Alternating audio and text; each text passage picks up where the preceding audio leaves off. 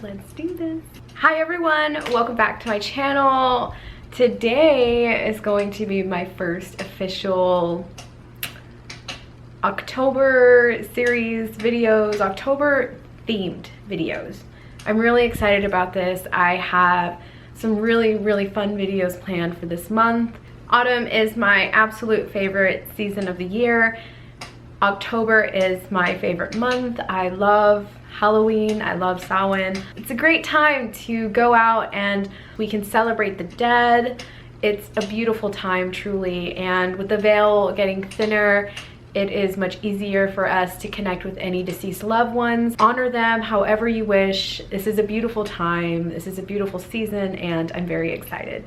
In celebration of the season, I wanted to go ahead and start it off with a spooky story.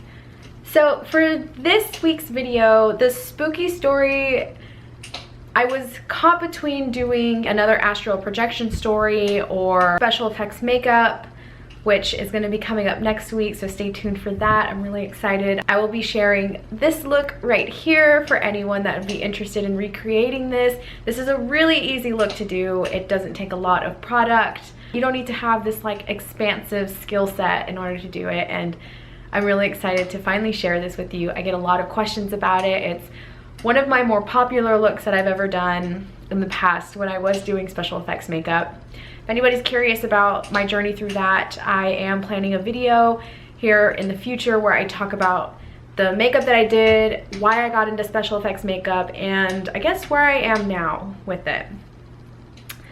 But for now, we are going to do a spooky story video. I'm really excited about this one. It is very unsettling and trigger warning. I don't even know what to call the trigger warning. It's just really disheartening, the story. So grab yourself a cup of tea, snack, water, whatever you feel drawn to partake in for the story, and let's get started. I'm gonna take a deep breath for this one because it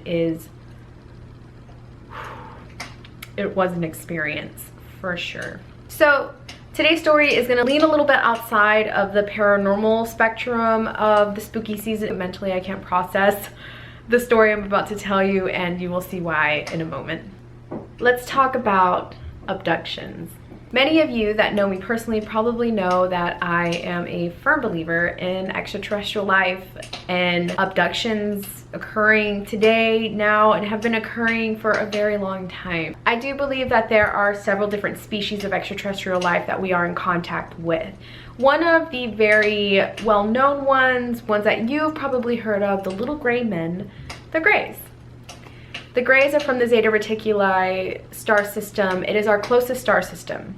A great reference point, and I guess like a beginning point for anybody that is skeptical of extraterrestrial life or anybody that just wants to learn a little bit more about extraterrestrial life would be Dr. Stephen Greer's documentary. Was originally a doctor, like a regular doctor, and he was called in to work to reverse engineer a spacecraft that crashed in Roswell. Anyone who doesn't know, just do a little bit of research and you'll find there's actually a town in New Mexico called Roswell. Roswell is, like, the whole premise behind Roswell is aliens, because there was an alien crash landing in Roswell. This is something that's open to the public. Government officials have confirmed that Roswell happened. At first they were saying it was a hot air balloon, it's an airplane, all these really weird things, but eventually the truth lives a wretched life, but it always outlives a lie. And this is what happened in Roswell. Dr. Stephen Greer seems really promising. Always question everything, because he does have some viewpoints about them that are a little kind of far beyond what I believe. But maybe, you know, maybe not all extraterrestrials are the same, like within the same species. Just like how we have a lot of diversity in our human species, who's to say it wouldn't be the same for the Greys? One of the major things that the Greys are notorious for are abductions, to experiment on them. It's this whole convoluted thing about humans are able to experience certain emotions that they have evolved past and cannot experience any longer. Emotions and I believe birthing, like the reproductive systems that we have, they lack. They've evolved past that, which a little bit about what I'm referencing here is the Kardashev scale. And I just found this out, but this is a 7-layer scale. I always thought it was just 3. It's 7.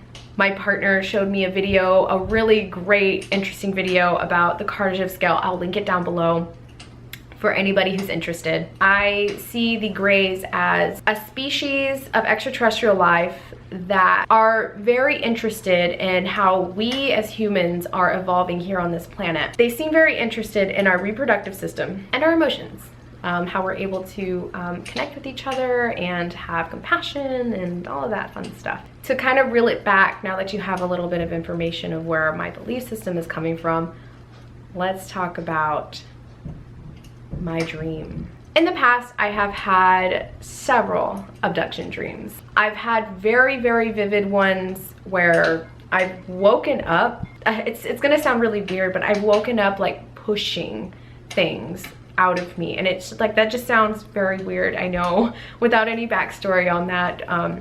In previous abduction dreams, like I've seen myself on the spaceship and I've felt myself being elevated and lifted and transported, but I've never actually seen myself. And in this dream, it was a little different. I was in my old childhood home that my granddad had raised me, my brother, my sister, and like pretty much everybody in.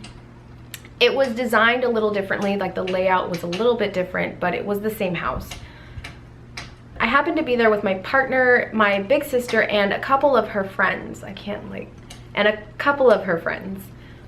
Nana, my big sister, went into this room around the corner, and Lou, my partner, walked out to go to the store, or he left to go get something, and he told me he was gonna come right back.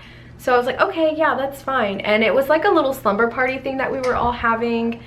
And my sister had put up some really fun lights in the entirety of the house. It was like in the movies, how they have like this scene with like the crazy lights. It was like a pinky reddish light. It was really warm, not horrific or scary or anything. It was just like, oh, like these are cool lights that they have up. After Lou leaves, I'm like, okay, so I turn around and I go into the room to be with my big sister and her friend. Once I go into the room, I start to feel an intense pressure in my body. And I remember I just start kind of like shaking, like, oh my God.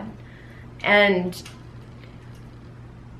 I felt like my eyes had rolled to the back of my head, and my consciousness was shot out of my body. When I was shot out, the whole view of everything around me completely changed. At this point, I saw myself looking from head to toe. I saw myself, I was looking down, down, down, and once I got to my neck, this part was clean cut. Everything below was gone. The only thing that was left, there's a cat. The only thing that was left was my nervous system. And it was as if someone had taken my nervous system, and instead of having it kind of like, you know, laid out, it's like someone took it and did this and kind of like straightened it all together. And where my pelvis was, the only thing that was left right there was my uterus and my ovaries. When I saw this, I was in shock. Like my consciousness was viewing my body in this way, and I was shocked and almost screaming, like, and in this discomfort, my body was completely still. And I saw these hands like come up and open my uterus and put something inside of it and dropped the flesh. And they were around it, like staring at it in such a weird manner. And as I'm in the midst of screaming, I was shot back into what I was perceiving in my head. I was back in the room with my sister, and it was like nothing was happening. It was just like, yeah, we're just all here hanging out, waiting for Lou to come back. And I kept feeling this heavy discomfort in my pelvis. It felt like something was shifting and growing, and the discomfort left me so distraught. I shot back out of my body, back onto viewing myself on this metal table, and saw the thing that they put inside of me growing like this and getting bigger and bigger until they took it out. And I shot back into my headspace, and I actually woke up, and that was the dream. Although this is a very short dream, I do want to preference this with what it left me feeling after everything. So after the dream and after the whole experience, I woke up and I was very silent. I was very distraught and thinking very deeply about what the hell did I just experience in my dream state. I started thinking, what if, and this is a little weird, but what if what I am perceiving right now as this reality, right now as I sit here and tell you my story, is actually what's going on in here. So I'm a firm believer in that you're creating your reality in here. And really, who's to say that what you're creating in here isn't being reflected out here? I started thinking, what if I'm actually on a slab and what I saw was actually what was happening to me outside of this reality that I'm existing in right now? Consciousness is so intricately intertwined, not just within my own vessel, but within everyone else's. This collective consciousness is too grand for us to truly perceive being in this three-dimensional world. It's very scary to think that this is the case. I am very uncomfortable with it. It's a new day. I didn't realize that I was running really short on time and had to go to work. So here I am again. Same topic, new Nisa, constantly evolving every day. To kind of draw it back to my dream and just the eerie experience that I had, I pretty much spent the whole day very uncomfortable. I even felt uncomfortable in my pelvis all day. My cat is yelling because our other cat is in the room and I think she wants to go in there. This is also something that's almost reoccurring with my dreams. When I'm in the dream state, if something extremely intense happens to me, like in my dream body, I will continue to feel the intensity of whatever it was that I went through. I learned about this in psychology, and there's actually a word for this. I don't remember what it is, but if any of you understand what I'm talking about or know the word for it, please let me know in the comments below. Bless you! It's, I think, closing time for this video now. I love doing this. I now have to leave again. I have a meeting at work about plant mama things, so we're going to go discuss that. I might be getting a promotion and a raise, which would be so helpful. Anyone that knows or understands anything about the market out here in Austin, yeah, anything helps. Anything. Thank you so much for everyone that has tuned in for this video and all the videos prior to this. And if you're new here, welcome. If you like my videos, if you like this kind of content, please hit subscribe and the little bell so that you can get notified whenever I upload new videos. And if you have any other video suggestions, please leave them in the comments below. All right, everyone, I will see you in the next one. Thank you so much for hanging out with me in my little corner of the internet. It really means so much to me, and I will see you on the next one. Take it easy. Bye, everyone.